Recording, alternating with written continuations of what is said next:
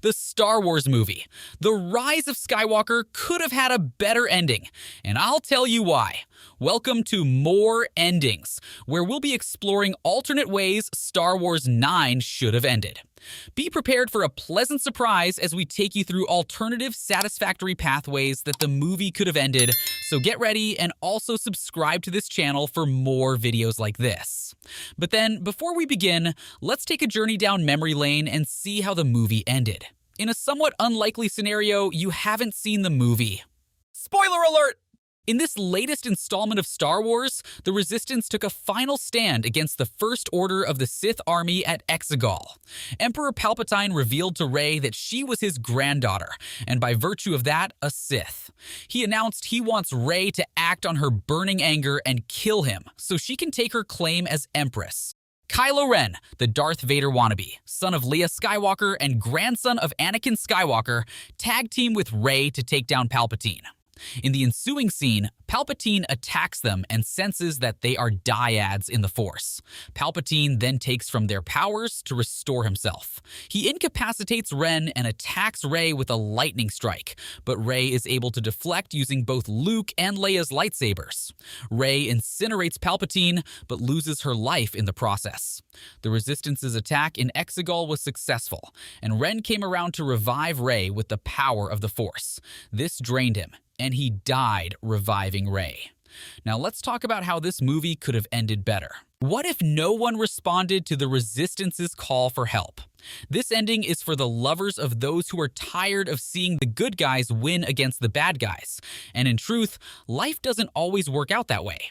People sometimes are guided by their fears, and since they know how big the armies of the First Order are, they might cringe not to answer the call of the Resistance at Exegol.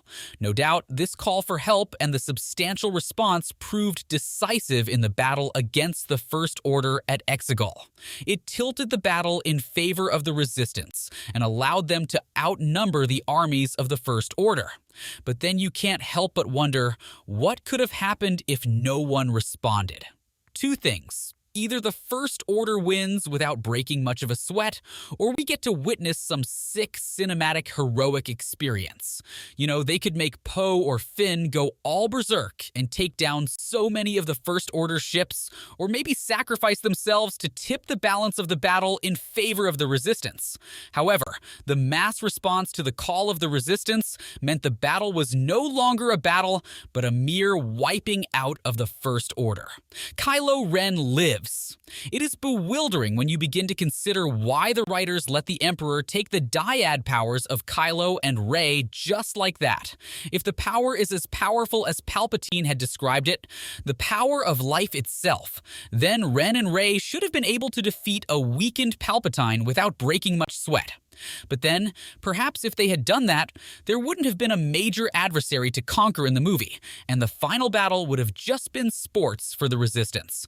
It also becomes mystifying when you consider that Rey, all by herself, having all the Jedi living in her, was able to defeat Palpatine.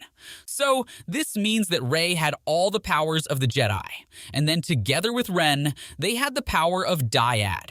But are we supposed to just assume that Palpatine incapacitated them easily? Come on, Star Wars writers, that is close to lame.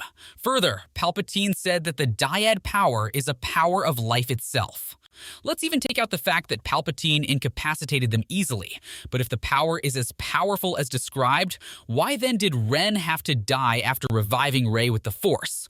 No doubt, many Star Wars fans would have loved to see Kylo Ren live as they were beginning to bond with him, understand him, and consider him somewhat of a hero with the way the plot was progressing.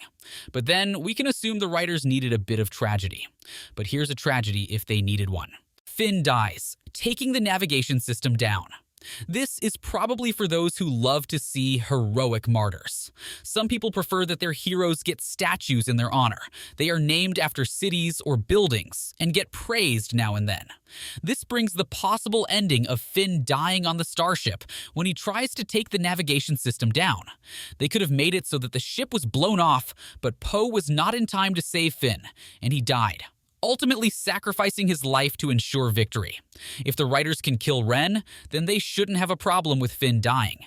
Moreover, Finn's death would make more sense than Ren's, which only raises eyebrows of plot holes. Saving Finn makes the film look like a moral story movie that shows that good always wins, and the main heroes will always come out alive. Come on, that is not always the case. In an alternate world, he could have died on the ship and could have given a beautiful speech that stays in the minds of everyone forever. It will also make everyone reflect on everything around them. Come to think of it, they missed a chance even to do this in slow motion and use a beautiful score. This would show the tussling side of human nature and portray that death is part of the everyday hustle of life. But maybe that message is too deep, and since they were going to make Ren take the fall, there was no point in having two martyrs on their hands. But then they could have had no martyr, you know? Rey finds a loophole to kill Palpatine. Many Star Wars faithful wanted Palpatine dead the moment they saw him. Somehow the guys stay throughout the franchise, and they can't seem to get him out of their hair. It was already annoying at that point, when he offers himself to be killed by Rey to transfer his consciousness and that of all of the Sith that had ever lived into Rey. It is on the condition that Rey kills him in hate. However, what if Rey kills him, not for the hate she feels towards him, but for furthering the cause of the Resistance? Something people might call a just cause, and something the Force would see as doing the workings of the light and only trying to eliminate the dark. Also, we shouldn't forget that at this point, Rey had all the Jedi that had ever lived in her. So, killing Palpatine, even though it might bear hatred, would be doing the right thing. A sort of good riddance to bad rubbish. This would also mean that since the intention was pure, Palpatine's consciousness would not transfer to Rey. So easy, right? Here's another easy way to end things. A proper Rey and Ren tag team. Yes, this happened in the movie, but they fumbled it big time. During the fight scene between Ren and Rey on the shipwreck at Endor, after Ren senses the death of his mother, Leia, he drops his saber, and this allows Rey to stab him. After this action, Rey also felt that Leia was gone.